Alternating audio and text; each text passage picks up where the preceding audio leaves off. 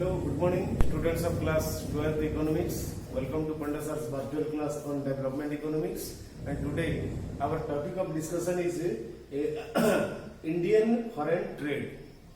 In this series, we are discussing about the Planning Commission of India, and after making elaborate study and studying a lot of data, what changes they prescribed to bring India to turn India into a developed country has been being discussed here. And today we are going to discuss about the foreign trade of India. So all of you know that the British reduced India into a merely raw material supplier and the purchaser of their finished product, and they restricted the foreign trade of India. But once India became independent, it changed its policy, and now what are the changes the planners brought in the industrial sector and in the foreign trade, that we are going to discuss point by point. So coming to the first point, India started trading with all countries of the world. That means, in simple word, we can say that India became an open economy. So what is an open economy? An open economy is an economy that allows all other countries of the world to trade with itself and removes complexities and restrictions. So India became an open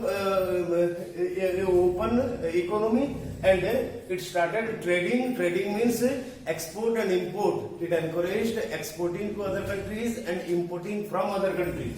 Next point is export of raw materials fell.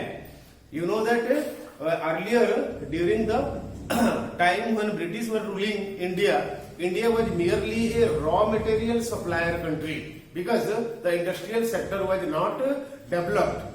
And now, after independence, as we focused on our industrial sector and the government planned to set up new industries or expand the industrial sector, so the need for raw materials increased. That's why the export of raw materials from India to other countries reduced drastically, and the raw materials were used for Indian industries.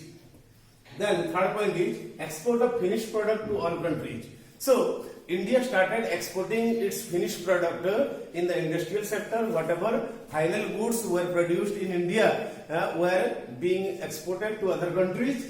Then the fourth point is adopted the policy of import and substitution.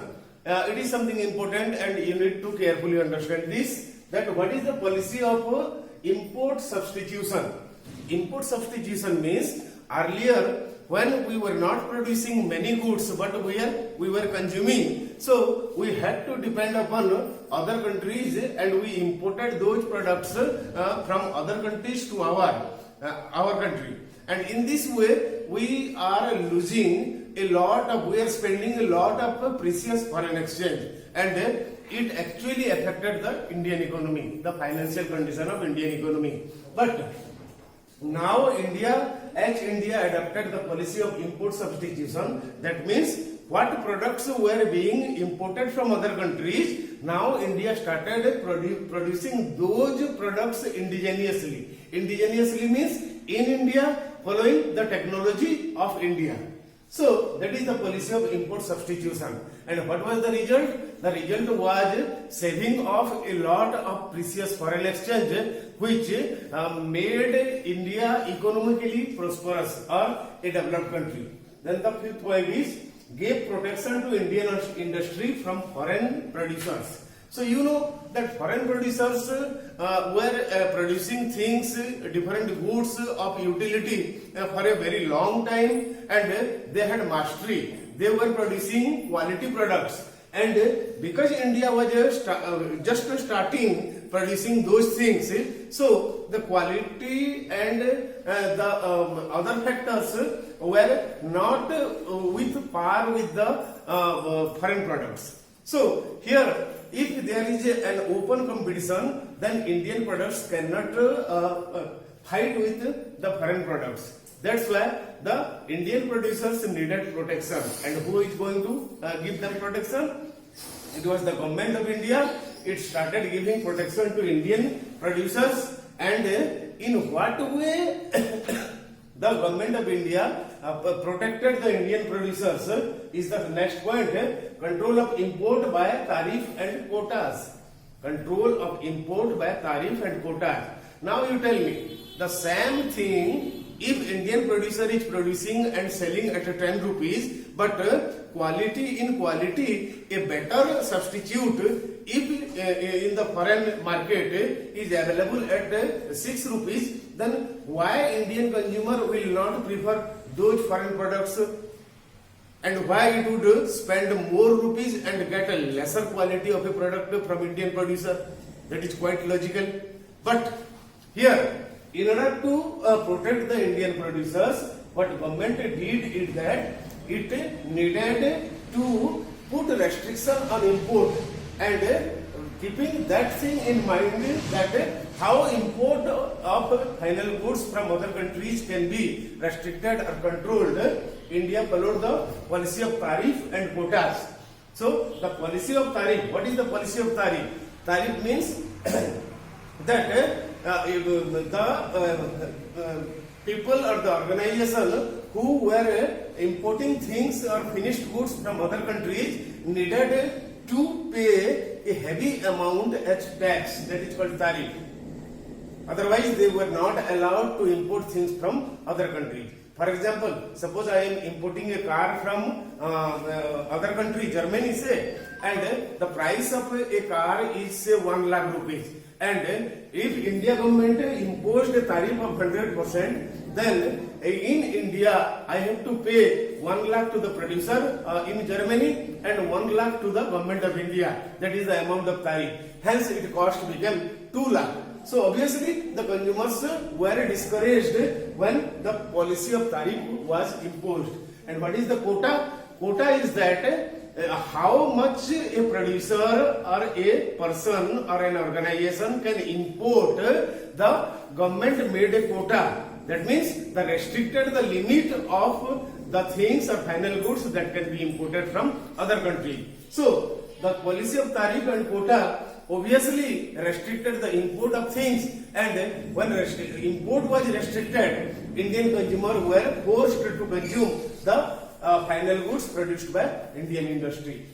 So that is all about Indian foreign trade in between 1950 and 1990. What were the changes that were prescribed and that were implemented by our Planning Commission of India.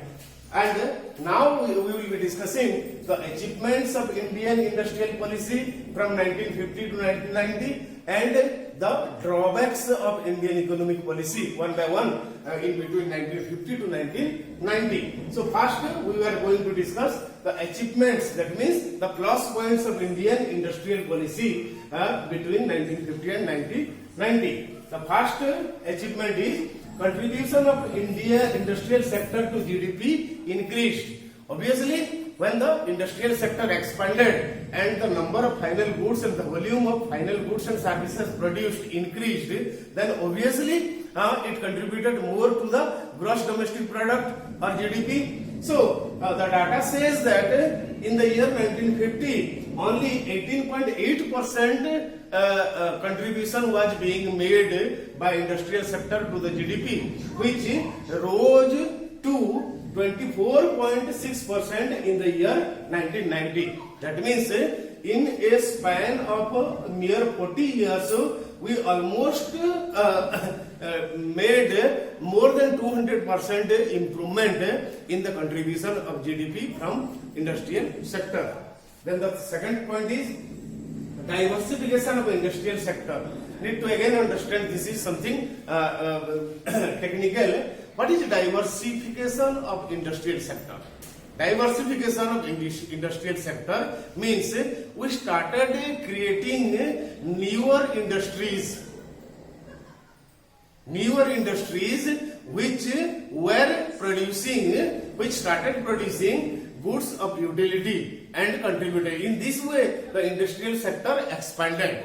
Suppose we were just producing tomato ketchup. Now at the same time we started producing tomato ketchup, tomato jam, tomato jelly and many more products. So this is the diversification of industrial sector. Then so diversification, obviously when there is a growth in industrial sector, then obviously the level of income and employment increased in the economy, and the economic condition and per capita income of the people started growing. Then the third point is SSI was set up. We have already discussed the role of small scale industry in Indian economy and how it revolutionized the industrial sector. So SSI was set up and it again contributed to the GDP along with increasing the level of income and employment and resulting in an equitable distribution of national income. Then export and import with all countries. This we have already discussed earlier. India started exporting and importing, or India started keeping trade relationship with all other countries of the world, and India followed the policy of tariff and quotas to discourage import so that Indian consumer will be forced to consume goods and services produced by Indian producer only.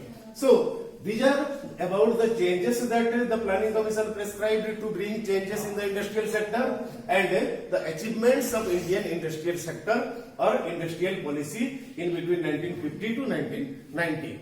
So this is all about today, and tomorrow we will be discussing about the failures and the drawbacks of the Indian industrial policy 1950 to 1990.